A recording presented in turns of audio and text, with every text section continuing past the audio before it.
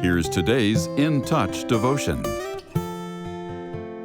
Today's scripture reading begins in verse 25 of Luke chapter 10. And behold, a lawyer stood up and put Jesus to the test, saying, Teacher, what shall I do to inherit eternal life? And he said to him, What is written in the law? How does it read to you? And he answered, You shall love the Lord your God with all your heart, and with all your soul, and with all your strength, and with all your mind, and your neighbor as yourself. And he said to him, You have answered correctly. Do this, and you will live. But wanting to justify himself, he said to Jesus, And who is my neighbor?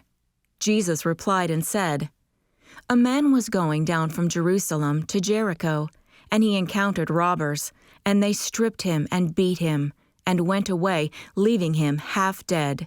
And by coincidence, a priest was going down on that road, and when he saw him, he passed by on the other side.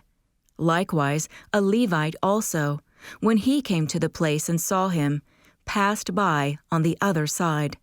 But a Samaritan, who was on a journey, came upon him, and when he saw him, he felt compassion, and came to him and bandaged up his wounds, pouring oil and wine on them.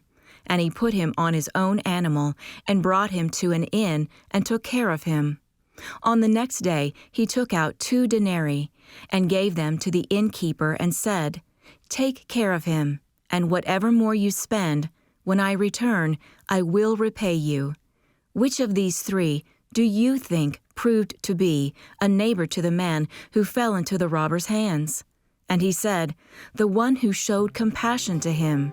Then Jesus said to him, Go and do the same. So many people in the world are in need today, and serving them is one of the highest callings of the Christian faith. Therefore, it's essential for believers to commit to give of themselves on behalf of others. There are countless ways to serve people. For example, a man might decide to pray for and come alongside a friend until a burdensome situation is resolved. Or a woman could make herself available to answer a neighbor's questions about the faith. If we prayerfully look around, we may see other opportunities, such as driving an elderly friend to medical appointments, mentoring a teenager through a local outreach program, or helping a single parent check some things off a to-do list. Before you become overwhelmed by the variety of needs in your area, remember that loving your neighbors is meant to be a church-wide effort. One person can't do it all. Instead, join a small group of fellow believers committed to serving those God brings into your sphere of influence.